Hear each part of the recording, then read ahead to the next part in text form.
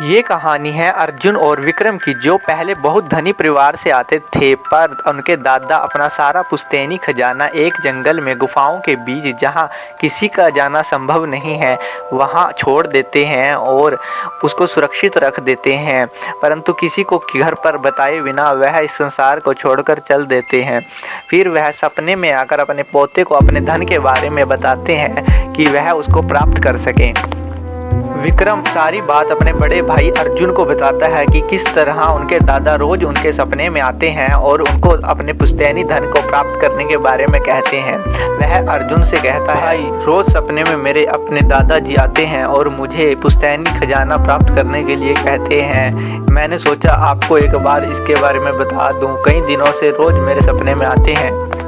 विक्रम, दादाजी तो मेरे सपने में कई बार आते हैं और इस धन के बारे में मेरे को बताते हैं, परंतु वहाँ साथ यह भी बताते हैं कि उसकी सुरक्षा एक प्रेत आत्मा और खूंखार जानवर कर रहे हैं, जिससे हमें अपनी जान से हाथ धोना पड़ सकता है। इसलिए आज तक मैंने इसके बारे में तुम्हें नहीं बताया, क्योंकि मुझे पता है तुम जाने की जिद करोगे और हमें अपनी जान से हाथ धोना भी पड़ सकता है।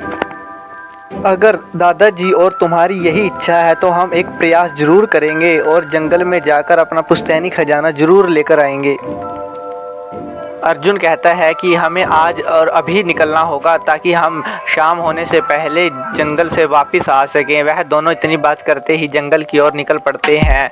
वह चलते चलते जंगल के मुख्य द्वार पर पहुंचकर प्रवेश करते हैं तो देखते हैं कि सभी तरफ से इस खूंखार जानवर उनको घेरे रहते हैं। विक्रम अपने बड़े भाई अर्जुन से कहता है कि यह तो हमारे सोचा ही नहीं था कि इतना खूंखार जानवर से हमारा सामना होगा। जहां पर वह देखते हैं कि शेर और भेड़िया जंगल में उनकी तरफ देख रहे हैं, परंतु वह अभी सो रहे थे। तो वह अपने बड़े भाई अर्जुन से कहता है कि इस मुख्य द्वार से हम कैसे निकलें। जंगल को पार करके ही हमें गुफाओं का दरवाज़ा मिलेगा, जिसमें हमारे खजाना प्राप्त कर सकते हैं।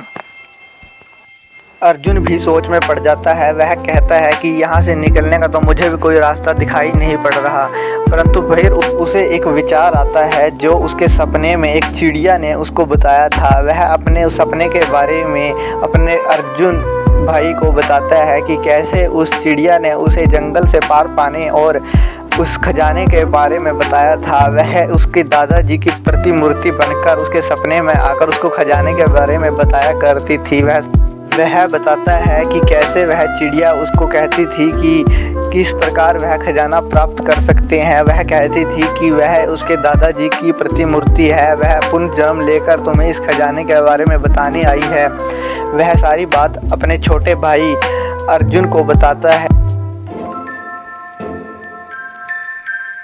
मैं तुम्हारा दादा, जो इस जन्म में एक चिड़िया का रूप लेकर तुम्हारे सामने आया हूँ। मैं तुम्हें बताने आया हूँ कि किस प्रकार तुम इस मंत्र का प्रयोग करके उस गुप्त खजाने को कैसे प्राप्त करोगे। उस मंत्र है हीम क्लीम खीम क्लीम हीम क्लीम। इस मंत्र का प्रयोग करके तुम प्रेत आत्माओं और जानवरों को सुलाकर इसको प्राप्त कर सकते हो। जाओ। ठीक है दादाजी, हम इस मंत्र का प्रयोग करके ज़रूर उस खजाने को प्राप्त करेंगे। आप हमें अपना आशीर्वाद दीजिए ताकि हम अपना पुश्तैनी खजाने को वापस प्राप्त कर सकें। इतनी बात करते ही वह आज्ञा लेकर अपना मंत्र प्राप्त कर वहाँ से निकल पड़ते हैं और वहीं उसी स्थान पर पहुँच जाते हैं जहाँ जानवरों से भरा जंगल होता है। अर्जुन बहुत स्पीड से चलते हुए हीम क्लीम का जाप करते हुए हीम क्लीम कहते हुए उस जंगल को क्रॉस करते हैं। कोई भी जानवर नहीं उठता, वह सारे सोते रह जाते हैं। वह उसी स्थान पर रहते हैं जहां पर वह जम जाते हैं। उस मंत्र के जाप से वह दोनों उस जंगल को पार करते हैं और धीरे धीरे निकल जाते हैं। वह उस स्थान पर पहुंच जाते हैं जहां पर उनका खजाना होता है।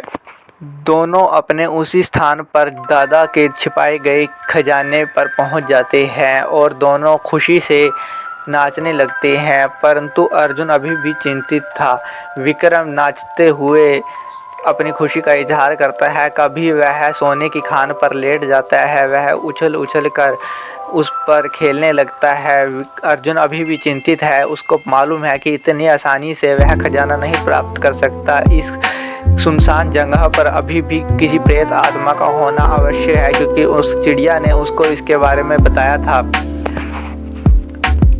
अर्जुन इधर उधर देख ही रहा था, तभी उसके सामने एक प्रेत आत्मा प्रकट हो जाती है। वह उसे देखकर घबरा जाते हैं और दोनों पीछे भागने के लिए हट जाते हैं।